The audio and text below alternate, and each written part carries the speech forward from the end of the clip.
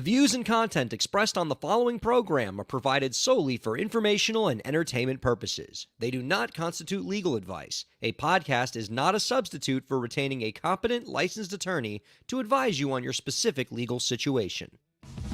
Break the business, place work and work is play. Power into creators, have fun along the way. Break the business, doing what it takes. Celebrate success and learn from the mistakes. How's it going, everybody? Welcome to the show. It is time for Break the Business, where we empower indie creators and have some fun along the way. I'm Ryan Kairalla, and it is a pleasure to have you here this week. We got it all this week, viewers and listeners. We got great stories. We got great guests. We got great co-hosts. It's going to be an hour of good times to be had. Now, I know what you're all thinking. Oh my God, I got to go watch that Republican debate because that's going to be so fun and entertaining. And I say to you, my audience that would definitely be watching the Republican debate if they weren't here, you should be checking out Break the Business instead. We're going to be bringing it with our co-host, Elisa Rockdock. Hey, Elisa. Well, hello. I didn't see you there. Always a pleasure to see your smiling face. I noticed that during the pre-show music, Elisa, before we came on the stream, we got music that plays.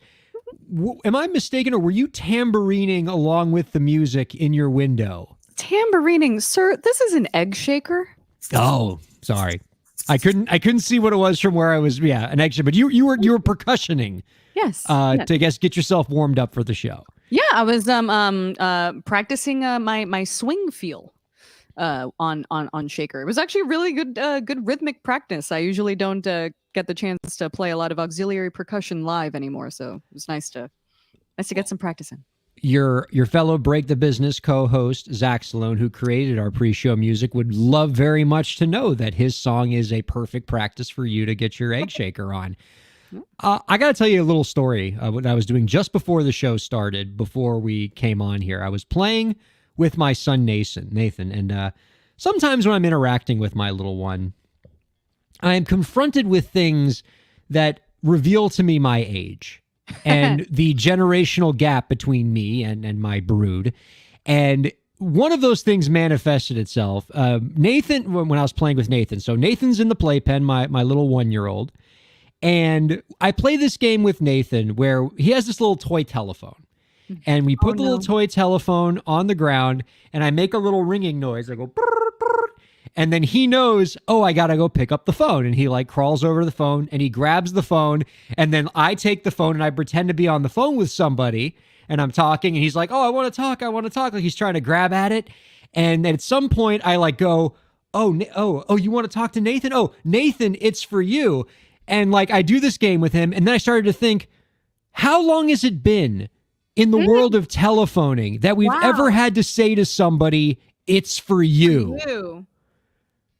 I mean, how many presidents ago has somebody had to utter "it's for you" with reference to a telephone? There are people listening to this podcast who at least have facial hair, or maybe are halfway through college, who have never had to say "it's for you" and are actually confused right now as we're saying "it's for you." They don't know what we're talking about. If you have said or been the recipient of an "it's for you," make sure that your blood work is up to date.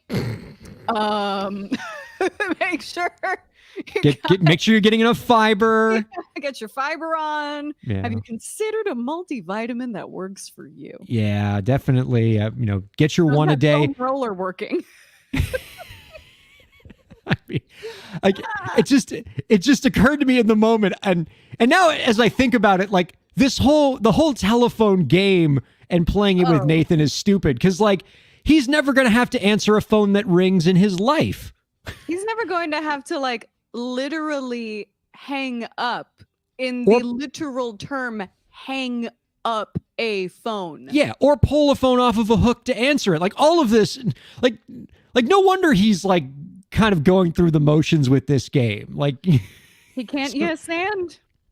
Yeah. And I don't blame him because like I feel like that Matt Damon aging meme as I'm playing this game and talking about it with you right now. Anyway, let us progress violently into the future because we have some entertainment law news this week. Hey, Touch me. You killed innocent people. The means to an end. You started a massacre. I caused the revolution. You betrayed the law. Thank you, Mr. Asante. Some rather striking entertainment law news involving a topic that I think is becoming just a weekly occurrence here on this program, AI. So a few days ago, a federal judge, Elisa, held that a fully AI generated piece of visual art was not eligible for copyright protection. So on August 18th, D.C. federal judge Beryl A. Howell, there's a name we don't make anymore. Where are barrels? Stand up. B-E-R-Y-L. Beryl A. Howell held that a piece of visual art, you know who says it's for you when the phone rings? People named Beryl. Beryl A. Howell held that a piece of visual art created completely by an AI system developed by technologist Stephen Thaler could not receive copyright protection. So first off, I think it'd be interesting for the viewers and listeners to see the work in question. Like, what did the AI make? Lauren, do you have a picture of this, the AI generated work in question? There you go. That's a cool little painting. That's certainly something I couldn't paint. What do you think, art critic Elisa Rockdog? it's not for me. Really? It's not my particular sensibility, but art is subjective. It's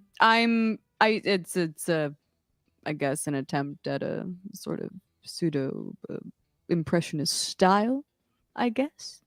I don't know. It's weird because I wonder if I would have reacted at all any differently if I didn't know that it was AI generated. I do admit that I do hold a little bit of bias, but also it's not saying anything to me. I mean, it's kind of the kind of art you might see above a queen size bed at a moderately priced hotel. Yeah, there we go. It would fit great there, actually. The tones are nice. The tones and the hues. Now, with the right kind of like purple and green bedspread for sure. To clarify, when we talk about sort of like the kind of like authorship and like full generation of this stuff, are we talking things where it's like type in a prompt and then hands off whatever the computer generates and then submitting that for copyright without any other human intervention?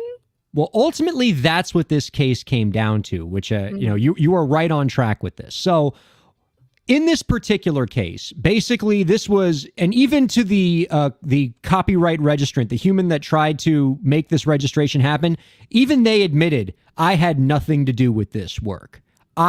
This was all the AI. He even tried to list the AI system as the author of the copyright. That's interesting. Yeah, like he was like full on, this was the machine. I am but a humble servant.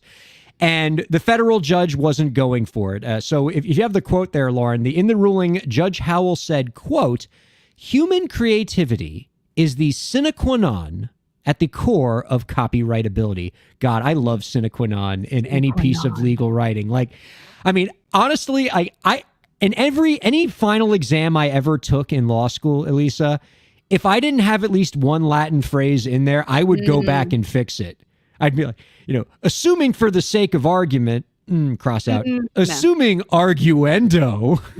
Oh! Yeah, no, yeah, that's, that easily gets you from a B+ to an A-. And yeah, sine qua non might be one of my favorites. So yeah, human creativity is the sine qua non at the core of copyrightability, even as that human creativity is channeled through new tools or new media. So what the judge basically was saying and is that, technology plays a role in most works that are created, right? If you are taking a picture with a camera, a piece of technology is doing a lot of the work there. If you're recording an album on Pro Tools or Logic, there's a lot of tech involved. But if there is not a significant element of human creativity, the work cannot be copyrighted. So in this particular case, where Stephen Thaler, readily admitted, I had nothing to do with this, that piece of hotel art was all the AI. that's not going to cut the mustard in terms of getting copyrightability. So the ruling goes on to further say, quote, human involvement in and ultimate creative control over the work at issue was key to the conclusion that the new type of work fell within the bounds of copyright. Copyright has never stretched so far as to protect works generated by new forms of technology absent any guiding human hand. Human authorship is a bedrock requirement of copyright. You might almost call it the sine qua non, if you will. Hey. But what I thought was interesting about this case, Elisa, is that the judge, Beryl, was quick to admit in this case, look, y'all, and she even kind of warns us, look, this was easy mode. Okay, This was an easy case. Like, this was not a toughie for Judge Howell, but we need to get ready. Like, we all need to prepare ourselves, the legal community, the artistic community, and everybody else, because this is going to get real weird real fast. So there's another quote here that I think really just kind of hammers this point home. Quote, undoubtedly, we are approaching new frontiers in copyright as artists put AI in their toolbox to be used in the generation of new visual and other artistic works.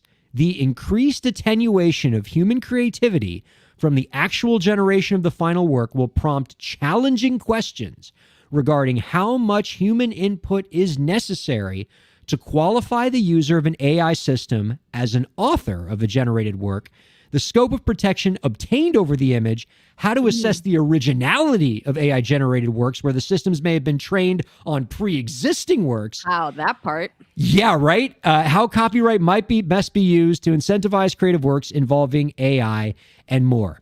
So yeah, this is going to get really scary for lawyers and artists really fast. This was an easy case, right? If AI did 100% of the work, no copyright. But most works where AI is involved, there's going to be at least some guiding human hand. We do the stupid AI overlord tip of the week every week.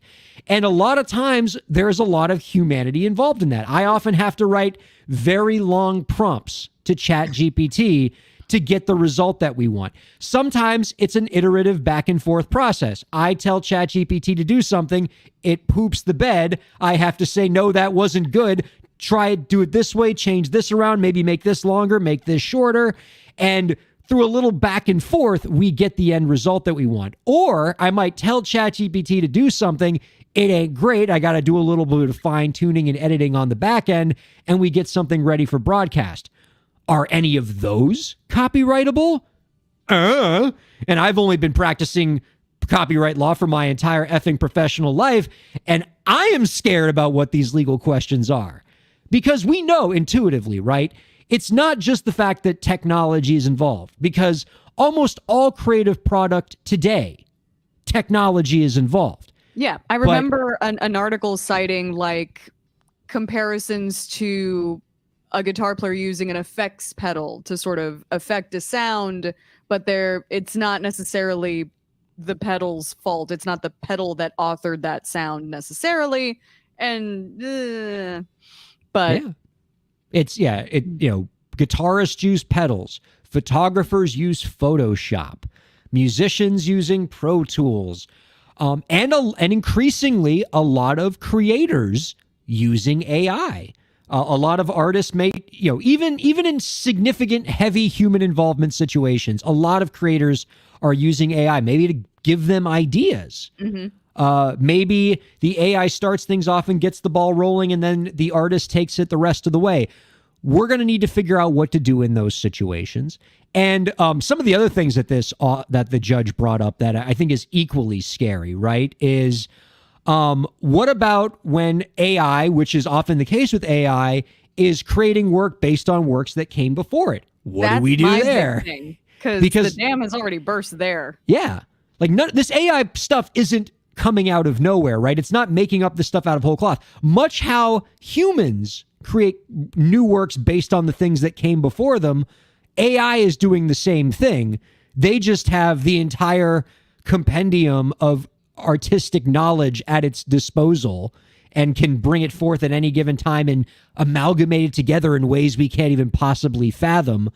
And so it's wild. And it makes me understand why like AI and the use of AI is a major sticking point in the SAG-AFTRA and the WGA strikes, because they're seeing this legal stuff happening too, and they're scared. And I would say within the next 12 to 24 months, we're going to get the harder federal case, right? This was the easy one. In fact, I'm guessing if we were to ask this guy, Stephen Thaler, you were doing a thing here, right? Like you wanted to, you thought it would be cute and you wanted to see what happened. You made the easiest possible case you could for this judge because it would be hilarious and you wanted to see what was going to happen.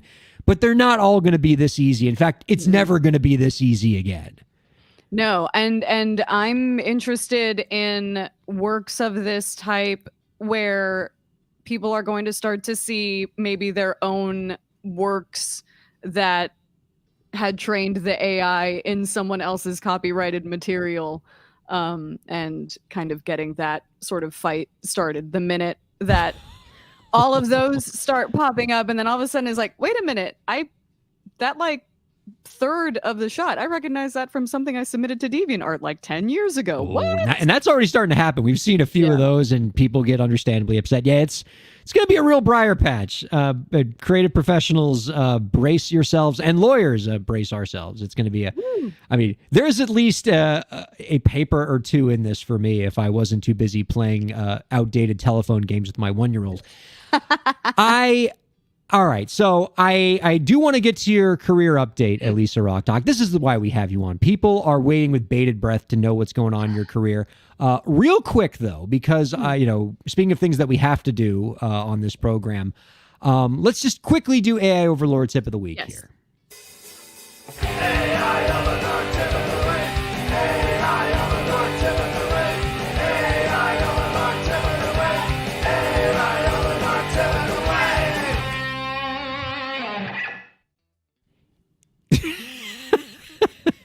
Boy, the people who are listening to this only on radio or podcast are missing out on Elisa's dances for the imaging that we have around here.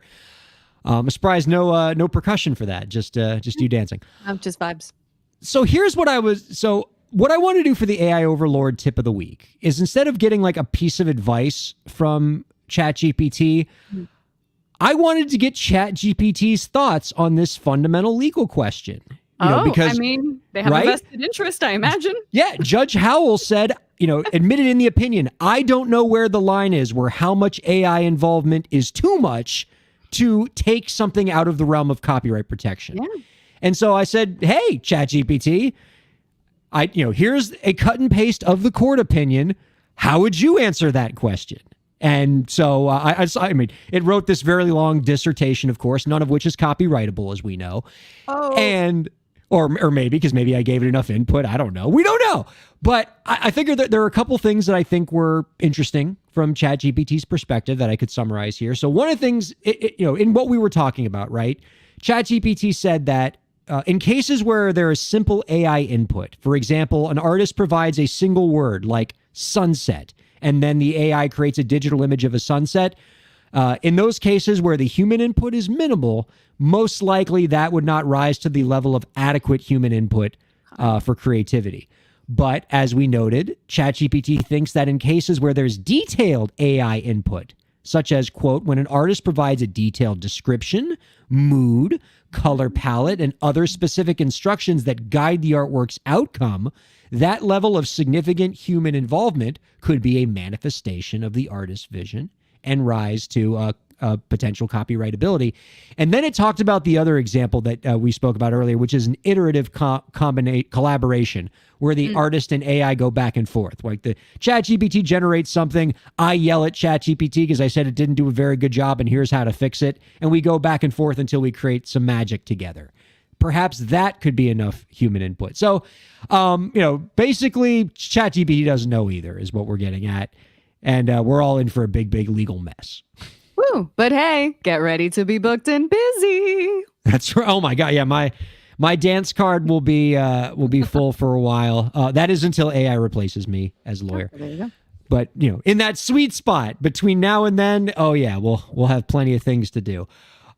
Elisa, speaking of things to do, you have been very, very busy since we've last had you on, and so I think now would be a good time for us to have a little Elisa Rock Doc career update. What have you been up to recently? I know you last time we spoke, you were on your way to Gen Con, so that was cool. Yes, I did Gen Con. That is the best 4 days in gaming. One of my favorite things that I did was I took folks on a tour all around the convention as part of IRL streams for Gen Con Online, which is basically our online version of Gen Con. So even if you couldn't make it to Indianapolis, we still brought you with us.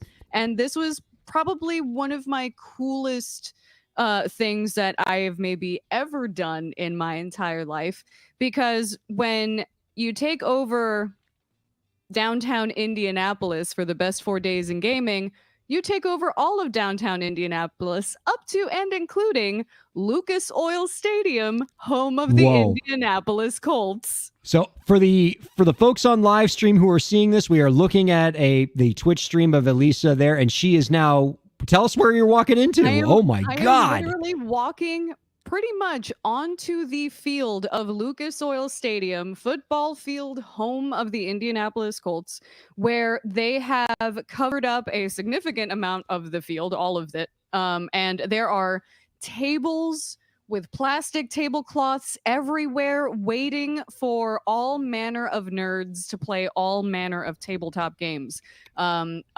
Just past the 50-yard line, there was a huge game library where you could leave your badge as collateral, grab any game out of the library, and they would find you a table and you could play. They were even renting out some of the suites. Like if you wanted to, you could get a whole football stadium suite to play Dungeons and Dragons. Like the nerds legit took over an entire football stadium. It was awesome. That is rad. Look, Yep. I've never been to Gen Con before, and up until I'm looking at this video right now, I've never seen what it looked like on the inside. I don't know why, when I close my eyes and imagine Gen Con, I imagined a Marriott Convention Center. You know, like a couple rooms rented out at the Ramada. No. And I am so wrong. This is a incredible. Like you have a whole football stadium rented out. You're pointing. Yep. I see a little bit of turf there from Lucas Oil Stadium, and I the touched nerds grass. took it over. I touched grass. I was so excited to touch the turf. It was so fun. Yeah, we took over. It's the whole convention center, the stadium, and basically every hotel in like a 2-mile radius has all manner of events, shows, performances, live plays. You just play games. There are people that just bring their entire hall of board games and play. There was a bachelor party. Highly recommend, by the way. There was a bachelor party there that was like, I just decided to have my bachelor party at Gen Con. So it's like play mad board games for 4 days with like 70,000 of your closest nerdy friends. That sounds like a great time. There's a puppetry program. The Gen Con has everything. Like you don't even have to be like the biggest sort of like Risk, Warhammer 40K, D&D super hardcore person. Like there were legit people like throwing down on some Uno and just getting really into it. So this place is for you. I love Gen Con so much. It is a vibe and a half.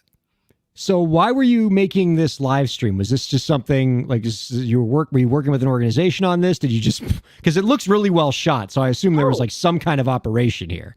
Oh, I was literally working for Gen Con. This is what we do for Gen Con TV, Gen Con Online. I work for the con. I got an all access badge and everything. So they hired a whole crew of hosts to not only do these IRL shows where we kind of take you around the convention center, but I also had the opportunity to basically sponsors can rent space in our studio to show off some of their latest game announcements. So I got the chance to show off some of those things live, some cool unannounced games, and go through some demos and help people show off their babies, which is another one of my favorite things to do as a host. But really just like being in the thick of this convention and being able to show it off to people at home. Because even though, yes, there were 70,000 people there, not everybody can come to a convention like this. And, you know, space is super limited, and it is a death match to get tickets and hotels and everything. So especially in a kind of quote unquote, because we're not, but like quote unquote post-pandemic world, it's nice to see that we can keep online events like this live so that we can share conventions with people that may not otherwise have access. I love that. I love that you were able to, through the hosting and through this live streaming, you could kind of bring this thing to even more people. I love that you basically got to be the Huell Hauser of Gen Con for a few days. Full Billy on the street action. It was great. Super cool. And, the same young people who don't know what I'm talking about when I say it's for you with reference to a telephone are now Googling who the hell Huell Hauser is, but that's fine. A gig like this where you are working with a con to kind of be their online live streaming presence, to bring that con to more people, to be its online host. How does one go about getting a gig like this? Oh gosh. Well, first, you have to have like one of the other guys that has been with you at 3 a.m. at an IHOP work for the convention. So I mean, this is why it's important to always work with your friends, and make sure you are keeping tabs on what it is that your friends are doing, and make sure that you keep those connections alive, because you never know when your best friend of 20 years might be working at a convention and they might be like, I need somebody I can trust with a microphone. Who do I know? There you go. And then, hey, I'm your gal. But really it's about putting yourself out there in situations that you want to be in.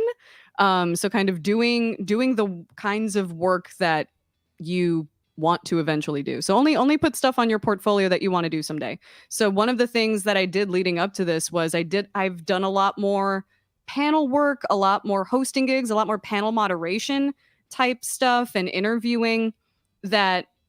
And by the way, this is the bachelor party. They all had matching rompers. As we're still watching this stream, I had to stop them because I'm like, you guys are bringing the heat fashion wise to Gen Con. But yeah, it's really a matter of like being ready when the call comes, because depending on where I was mental health wise, I may not have felt like ready to do this kind of thing. Fly to a convention that I've never been to before for 4 days to show people this thing that I've never been to and keep up energy for 2 to 3 hours and be able to yes and interview people. There may have been times where I might not have had the confidence to be able to say yes to that. So it's like, always stay ready. Yeah. If you stay ready, you ain't got to get ready, because you never know when someone that, you love and adore might be like, I thought of you for this thing and you were the first person I thought of. Can you do this? Can you do me a solid? So be ready to say yes to cool things, because you never know when you're going to touch grass at the 50-yard line at a football stadium. Oh, gosh. And obviously, I'm not hearing any words of this, so I can only speak to what I'm seeing visually, but you just look so damn natural in front of the camera. Like you're just talking to a buddy. Like just it's flowing well. You seem like you're really it's the perfect combination of like looking out towards everything else and acknowledging the world around you, but you peek back in at the camera, so you're still talking to us. Just such a good fit. And while you did identify that, chief among the reasons why you got this opportunity is because, you knew somebody who was working in this organization, but these opportunities don't come along unless you have that, plus you've done the things to prepare for that. So this was years in the making of working with cons, of being a live streamer, of being, a extremely online individual for as long as you are, of being integrated into this board game community. And it all just came together into this really terrific gig for you. So we're all really thrilled for you. Congrats.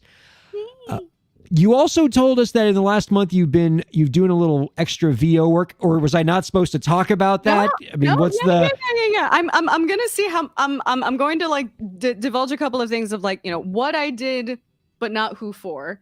It's funny how much can change in a week. If you would have asked me the career update last week, I would have been like, we would have had the Gen Con conversation. That would have been that. And then Thursday, it goes from, hey, hold these 2 dates for this audition that you recorded 3 weeks ago, to, oh, you booked it, to, oh, hey, we just got a call from this company that finally, after years of auditioning for them, they finally want to bring you in and like have you on their basically call list of folks that they can just bring in to do some things. And I went from being on that list to literally doing a session like 5 hours ago in the space of like 48 hours. Whoa. Yeah. So I was able So to this is do- hot off the presses. literally hot off the presses. I was actually like, ooh, I hope that traffic will let me make this podcast tonight. Because I did it. So what I did was literally yesterday I did like an industrial commercial for a sort of like business to business software marketing commercial thing. So did that from my studio at home that you see right there. So did that yesterday. Thank goodness the cat was all behaved. And then today I went to a studio with a bunch of other people to record what is known as Walla. And that's basically where you have a bunch of people in a room together doing things like crowd noises or any kind of milling about. If there are people milling about, you need the sounds In of like a people milling cartoon? about. Yeah. In any kind of sort of like animated type Okay. series.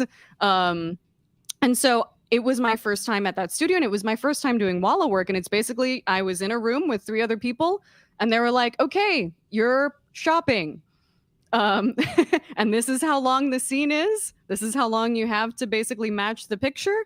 And then it was any manner of improvisation of, here you hear the doot, doot, doot. And then, oh, wow. Oh, those look so yummy. Oh, my goodness. Which one are you going to try? Oh, vanilla's my favorite. So like a bunch of folks doing that. Honestly, that was the session. I feel like the skill set for Walla work and the skill set to be an NPC, Well, tons of overlap. a significant amount of overlap. especially if like the scene takes place at an ice cream shop. Yep. Ice cream, so delicious. Yum. So delicious. Yeah. You read my mind because I was just about to ask if you'd be willing to give us like 10 seconds of Walla work so we could hear what this Yeah. sounds like, but you beat us to it. Yeah. It basically sounds like being an NPC. Exactly. But you nailed it. You made us feel like Thank you. we Well, were thank you. there. Yeah, that was a really fun experience, and I hope they have me back. That was really cool. Oh, Scratch that. congratulations all around. Like, I know the viewers and listeners are smiling. We're all rooting for you. We love it when you get these opportunities. And boy, you had yourself a pretty terrific couple weeks there, and and particularly terrific 24 hours. I am leaving immediately after this to sleep for probably the rest of the week. Well, I'm glad that we got you right before you powered down for what I imagine is an extended period. Producer Lauren, programming question. Are we ready for the guest? Do we need to vamp? Obviously, Lisa Rockdock can filibuster with the best of them. That's why we have her here. But like, how are we doing? Maybe. I see producer Lauren's giving us like the tentative. I think we kind of have it thumbs up. That's good enough for me. Let's do it. You know what? Let's ride. Let's take a quick break. We'll hear from whatever we hear from on the break, and then we'll come on back and talk with our guest, Mickey Agrawal, musician and entrepreneur. Excited to be chatting with her. Don't go anywhere. Keep checking out Break the Business. Ryan Kairalla here. I hope you're enjoying the show, and I hope that you're getting a lot out of it. I do what I do because I care about creators like you. A lot. I've dedicated my career to helping creative professionals, entrepreneurs, and organizations move forward. I do it by hosting this program, and I'm also proud to do it in my legal practice. If you're a creative professional looking for solutions-oriented legal services to help you further your goals, I'd love to help. My firm RKPA does contracts, commercial law, copyright, trademark, and more. Visit rkpalaw.com to learn more. That's rkpalaw.com. Ryan A. Kairalla, PA, Miami, Florida.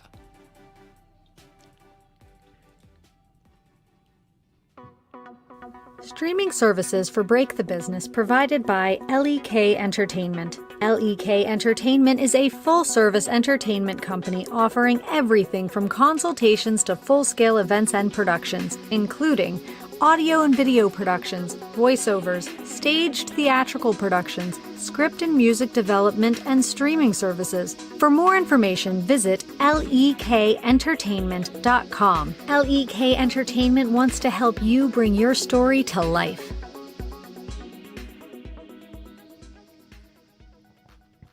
Thanks for supporting Break the Business. If you have a question or topic that you want us to discuss, email us at breakthebusiness@gmail.com. You can follow the host, that's me, on Twitter at Ryan Kair, and you can follow the show at the BTB Podcast. Be sure to subscribe to the show on Twitch, YouTube, and Facebook, and on all major podcast platforms. And now, let's get back to the show. Welcome back to Break the Business, everybody. Ryan Kairalla here with co-host Elisa Rockdock, the heavily employed Elisa Rockdock. You can check us out on just so damn many live streaming and podcasting platforms. Don't make me name them all. You know what they are. You guys are more tech savvy than I am. Go find us there. You can also find us at Sirius XM 145. Much love to Slam Radio for giving us a Slam Radio, or a satellite radio home. Well, I guess also a Slam Radio home too, but that doesn't make much sense. Wherever you're checking us out, we're so glad that you are. And we appreciate your input. I know you heard about it in the commercial, but we think this show is at its best when we're getting input from you, the viewer and listener. So if you have a question that you want us to answer on the air, if there's a topic you want us to discuss, breakthebusiness@gmail.com is where you reach out to us. The show is at its best when we're directly responding to all of you. So again, breakthebusiness@gmail.com. We appreciate your input. Elisa Rockdock joining us. How tired are you? You said you are about to power down. You are super out of it because you've just been doing back-to-back projects. Like, are you seriously dragging right now? Oh, I am fully peopled out and I'm running on fumes. All right. Well, stay with us for this interview because you spoke earlier about the importance of networking and and how you got this opportunity because you're networking. I got a pretty good networking opportunity here for you, Elisa. There's somebody you're going to want in your aforementioned Rolodex because I haven't had enough dated references today. I had to throw a Rolodex in there along with Huelhauser and telephones that are for you. Our guest this week is a celebrated entrepreneur who has been recognized as one of Fast Company's most creative people and is one of Inc. magazine's most impressive women entrepreneurs. Our guest has also recently released her debut album, It All Exists, under the moniker Soul Gaze, which has been released as both a dance album and an acoustic album. You can find out more about our guest's work by visiting www.mickeyagrawal.com. We are happy to welcome Mickey Agrawal onto Break the Business. Hi there. Hi, how are you? Doing so well. Compliments to your haberdasher. That is a fabulous piece of headwear you have. Yeah, hats turns out are really good shade structures for your skin. No, and also they're an accessory that I feel like has now come back in full effect. But I feel like when I would go to conferences, I'd be the only one wearing a hat, like literally in a sea of people. And it was always like a really great kind of conversation starter. Nice hat. What's your name? Where are you from? So it's just always been a thing. I just love hats. I think that's a pretty good networking tip right out the gate, Elisa Rockdock. You're always going to conventions and stuff. Mm-hmm. You throw on a hat, that sounds like a great conversation starter, especially one as terrific as Mickey's there. That's a pretty solid hat. A lot of hat. That's a good hat. I'm not sure what the volume of that hat is, but could we say 10 gallon? I mean, how many gallons? Yeah, probably. There's a lot of hat there, and I'm enjoying every bit of it. This is one of the more intriguing interviews that I think we've done in a while, Mickey, because you've been a acclaimed entrepreneur for a long time. And certainly you could be on a great deal of podcasts, including this one, just talking about what you've done in entrepreneurship. That's an interview within itself.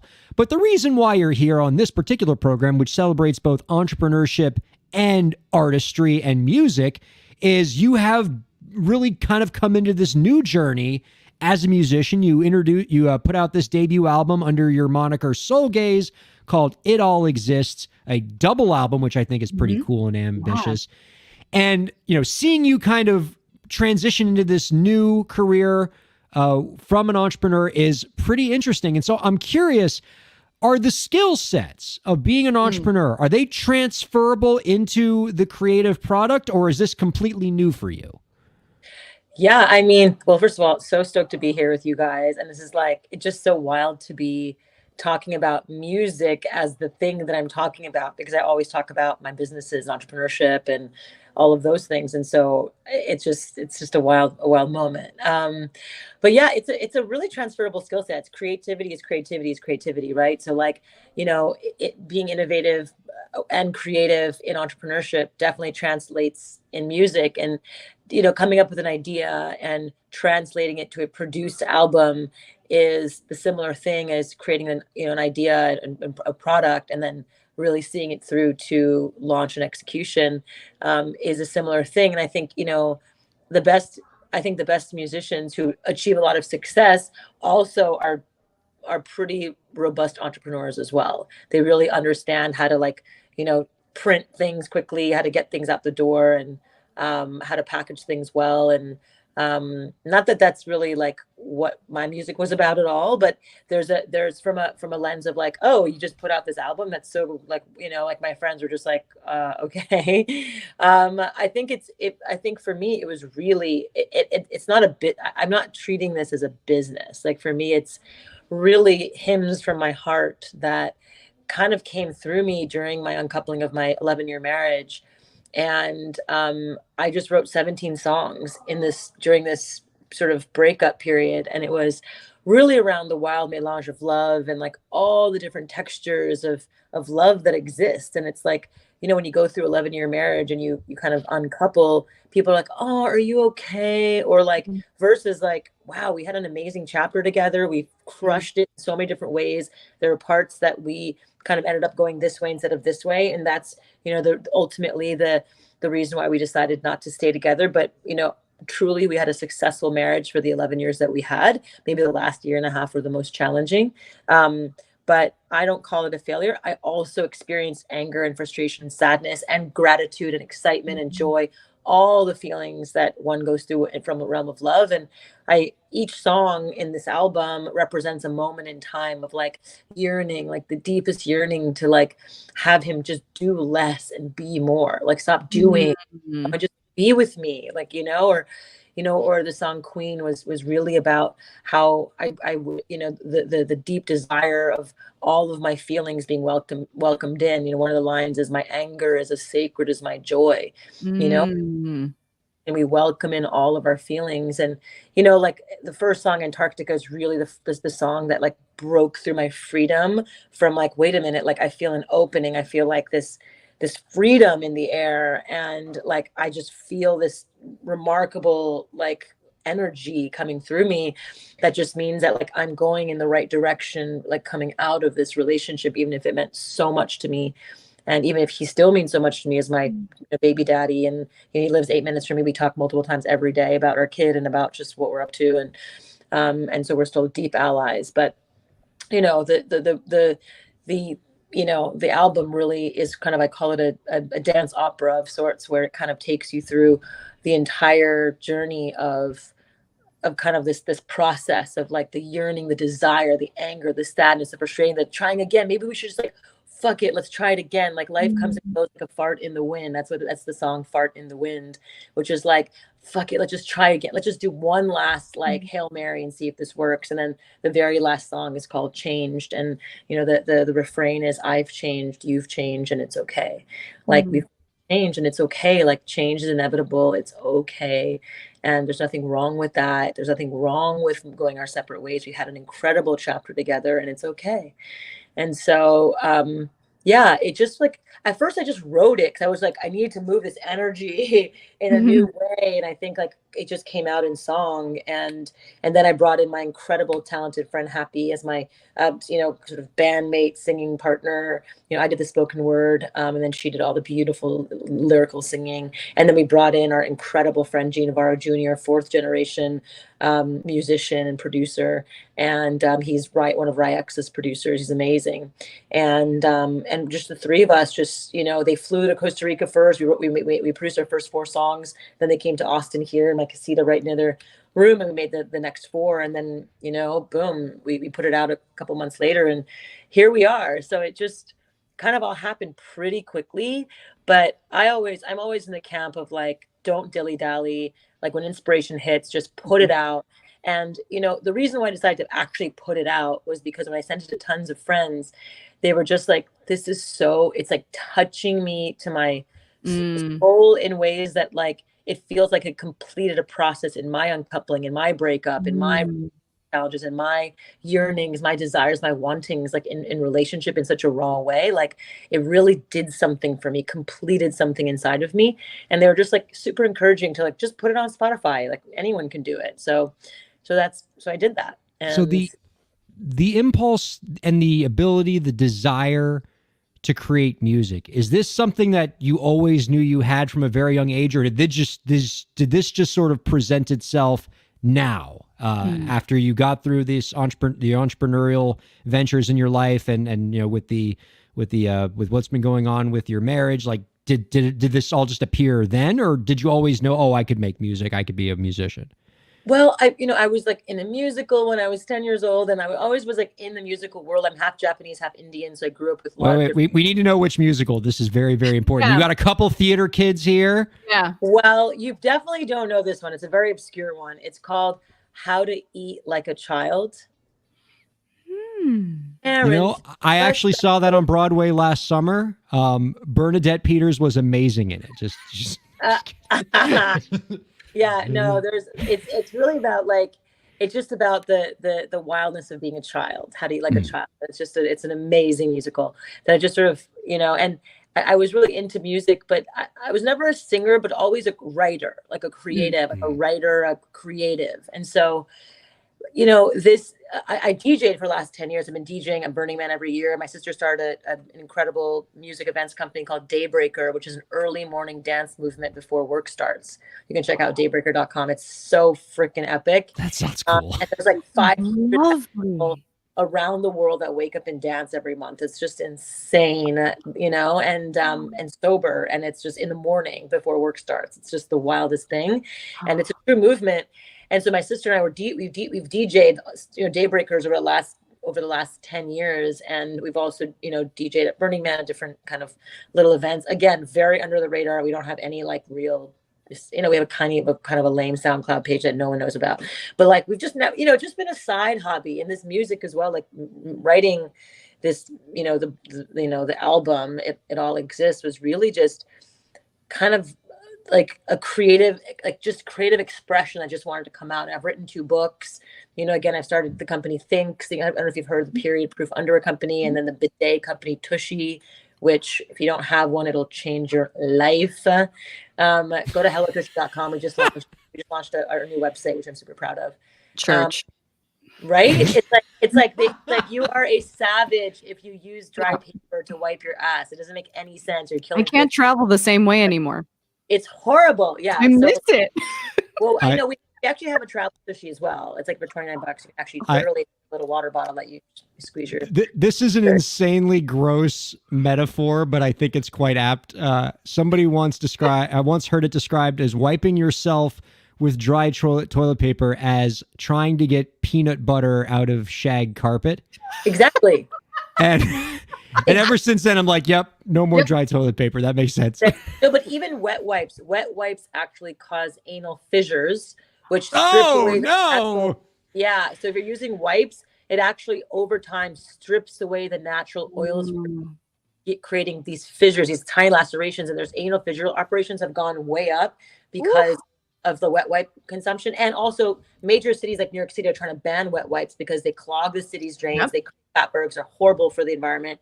And Tushy, like a bidet, it literally is the most game-changing thing you can do, both from a cleanliness, a feeling confident, and also we've saved millions of trees from getting flushed down the toilet. It's just a no-brainer. You save so much money, thousands of dollars in your lifetime over toilet paper that you just save that money by using a bidet once. Our product is $99. It's just a no-brainer. Anyways. I don't think we've covered a wider scope of topics in an interview in 8 years of doing this podcast than what we've done just in the last 10 minutes. Yeah, I digress. I'm very passionate about it. I mean, I'm very clearly And so, you know, we've actually written a Booty and Duty mixtape for Tushy. But if you go to Spotify, if you go to Spotify and type in Booty and Duty mixtape by Tushy, it's like a full album as well on just the most ridiculous, hilarious shit you've ever heard. So, yeah, I've been always into music. At So least I'm gonna need you to ask the next question while I compose myself. to answer the question, yeah, I've been into music for a long time. It's like I'm not even gonna get on the tangent. One of the things that I love as I'm a musician, I'm writing music myself. And I'm sort of like kind of going through like genre phases and like what I want things to sound like. I was intrigued by the fact that it's a double album that's out for It All Exists. That's dance, but also acoustic. Yeah. And I'm wondering which came first, and sort of how did you arrange, you know, sort of one into the other, or how was that process? Yeah, thanks. Yeah, that I was, because like, you know, for me, I was always like, oh, these songs could be, it just depends on where you are in your heart and where you are in your like emotional state. And I was like, sometimes like I want to put a hoodie on and just like dance and just like get just lost in my own dance, which is why I love dancing. And then I also like just sitting and listening to the words from a singer-songwriter, just really crying, like, or whatever. Not just crying, but like joyful or whatever, just feeling and hearing the words and reading the lyrics. Like there's something about the acoustic. So I've always loved both genres. And I was like, the first that came was the acoustic. And then we kind of took some of the refrains and with the help of Gina and Happy's magic, really turned them in. And I wanted to sing and do something on the albums myself. So I'm like, well, I'm not really a singer, but I can do the spoken word, and I can, you know, like add the, you know, like a kind of a different vibe to it. And so, you know, I was more of like a creative choice to like, I want to like test my own fears and limits and put my actual voice in it. Actually, like last month, I took my first like 5 singing lessons, and I started bawling before my first singing lesson because I was just like, it's such a scary thing to like really put yourself out like that. If you know, there's some trauma sometimes attached to your throat chakra in a lot of ways, and so it was a really, really powerful way for me to really free my voice in a totally different way that I've never done before. Like I've been able to do that through like creating disruptive companies or like writing, you know, books or whatever, but like never from a lens of singing. I haven't actually sung yet, although in the acoustic album, the very last bonus track, I'm like in my Costa Rica like house, just tapping on my pillow and singing it in my phone. So it's like that's me singing, and I'm quite embarrassed about it. But you know, I'm like, again, if the whole point is like, hey, we only have one life, like just like let's let things come through, and there's no shame. It's all love, and it's, you know, just keep moving. So yeah, it was a really fun, but then the dance came second, and it was really like, I wanted bouncy music. I wanted, you know, really kind of long tails with guitar riffs that really go on. That feels very, very positive, but driving forward, like, you know, so they all have their own vibe. I want to ask you this, and I want you to resist the impulse to give the diplomatic, I love my children all equally answer. If I had to like, and speaking of, I do have to put my son to bed shortly. Just letting you know. Got it. Well, we got about 5 minutes before we lose radio anyway, so I think we can nail this. Your son needs to get to bed. My son needs to get bed. At least the Rock Doc needs to get to bed. So I'm with you. But if we had to like really get you to give one answer, okay? Yeah. What, you know, I'm genuinely curious. What do you find most enjoyable? Building businesses, writing books, because you do a lot of that, or making music? Ooh. Wow. I mean, they're so similar yet so different, right? That's like, they're all creative, and yet the execution of them are totally different. Obviously the music is the most new. So like I just bought a little house in Austin town. Like I have my lake house here where I'm living, but then I also bought actually the guitarist for the band Explosions in the Sky. So and so I bought his house that has a music studio in the back with 25 years of music in the walls. And so Oh, I'm building a studio, like a really Austin 25-year-old Austin studio that's just so vintage, and like, and I'm gonna turn it into like a place where we can just create. So there's where we're all gonna, bring my friends and late night, like just making music hang sessions, and just like kind of bringing back that old like Brooklyn feel music days, and Austin feel music days. And so I'm really, really into continuing to free my voice in all the different ways and making music and finding new lyrical patterns. I want to like get into rap. Like I think I can be a rap. I don't know, like just like try and not. And again, this is not to like become an artist in that way. It's just putting out art, like I'm going to Burning Man on Saturday, which is like the big giant music festival in the desert of Nevada. And one of the things I love about it is one of the principles is decommodification, which is there's no one puts their names on like the beautiful artwork that people do. They're just putting art out for the sake of art. It's not to build a business or start a thing. Like, I feel like I've grinded enough in my businesses to be business, to do that as my business. The art form of music is more of like a true art form, just to put out music for the sake of music. wow. I dig that. And that was a little bit of a diplomatic answer, but we'll allow it because it actually was quite stirring, and it gave us a lot of great info. Well, diplomatic. Wait, so what was the actual question? Which of the three things do you find most enjoyable? Building businesses, right. writing books, or making music? I enjoy the building of business piece because of like the game of Tetris, of like figuring it out and launching something, and like the kind of like the rush of figuring things out, and like that and I'm pretty good at it. And so like it's fun to do something that you excel at, so I've spent 20 years like really building that muscle. So I really love the business building companies. Writing is, I do writing. I write my journal like almost every day. So like I love writing. I've written 2 books. I have a 3rd one that I'm working on right now. And, so like they're all different. So like, yeah, maybe it is diplomatic. Like I'm really enjoying the medium of music right now because it's so new, but it's not a business for me. It's truly for the art form.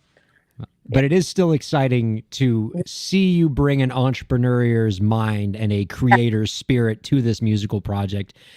If you want to follow our guest, Miki Agrawal, on her journey, check her out at mikiagrawal.com. That's MIKI Agrawal.com. You can check out her debut album, It All Exists, under the moniker Soul Gaze.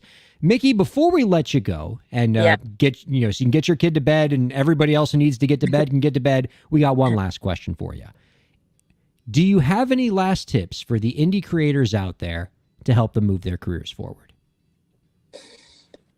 Yeah, I think, if you have that spark of an idea, like just put those running shoes on, walk out that door. Like, the 99% of going to the gym is putting your running shoes on and walking out that door. And I think like when you have an inkling of an idea of a music, then just use that momentum to finish it, print it, make it happen, and don't stop until it's out. Like, I think there's such a, like, oh, there's this, and I get distracted with that, and I get distracted with this, and I get distracted. Just like get it done. I call it, Instagram is where you can also message me, just at Miki Agrawal. But I talk about one of my reels I made, just about like, someone asked me like what is the secret to like making so much shit? And my answer is no dilly dally. Like, don't dilly dally. Just like get it done. And there's like nothing but you stopping you from making it happen. So just like, don't dilly dally. Like, if you have an idea, get after it. Like, especially in music, that's such an inspirational thing where you have to like otherwise it just becomes another thing in your notes page that you just forget about, So just keep going until it's done and printed, so print. This was an absolute pleasure, Miki. Thank you both for the excellent chat and the excellent hat this week. And all the best in everything you're doing. Thanks for stopping by. Thank you so much, both of you. Have a beautiful night with your children and putting yourselves to bed. Right on. All right. Take care. So Elisa, before we go, just a quick note on what she, kind of what she was talking about there, which I think is really interesting, right? Is it something, and it's something I see a lot in entrepreneurs, whether it's the ones I represent in my legal practice or just the ones that I come across. And I'm sure you've seen this when you run into entrepreneurs too. And it's sort of a useful skill for creative professionals to have. As you can tell from her stories, the only thing that helps decide whether she does something is whether it excites her. Right? Mm-hmm. Whether it is, I'm going to start a new company or I'm going to try rapping. She doesn't think about how she's going to do it. She doesn't think about what all the steps are. If she's excited about it, she says, let's go, let's make it. And she's confident in herself that she'll figure out the steps as she goes. She'll make it happen, but she never lets the how get in the way of a really good what and why. And that is a great thing for entrepreneurs to have. And it's a great thing for creators to have too. Yeah. Wholeheartedly agree. I think a lot of we can very much get into a trap of moving goalposts constantly. Like, well, when I have the right gear, when I have some time to plan the structure of this show that I want to put on, or, let me plan 5 YouTube videos, let me plan a series before even starting one. Just go. And figure it out. And it's also like one of the things that I also hear about game development, it's learning how to fail faster. And I think entrepreneurship is also sort of a similar thing. It's just get things out, turn off your inner critic, and eventually you'll get to things that you maybe feel a little bit happy about. Yeah. Well, and I also think it's, a sad reality of both entrepreneurship and creativity that we don't want to admit, but is true, is there's a lot of luck involved. There are some really highly skilled projects and companies and creative projects that don't make it. And there's some ones that we're not sure why they made it that do make it, because there is an element of luck. And how do you get element of luck on your side? More at bats. Yep. Put out more things, do more things, and that you increases the probability of one of those things, hitting for you. And entrepreneurs know that, which is why most entrepreneurs I know aren't just doing the one thing, right? They have a lot of different irons in the fire. And as a creator, that's a good kind of spirit to acknowledge as well. Yeah. Same attitude that I have with paintball, accuracy by volume. So we love our volume shooters around here. Our thanks to you, Elisa Rockdock. Our thanks to our guest, Mickey Agrawal. And our thanks, as always, to producer Lauren. And our thanks, as always, to you, viewers and listeners, for checking out Break the Business. We will see you next week.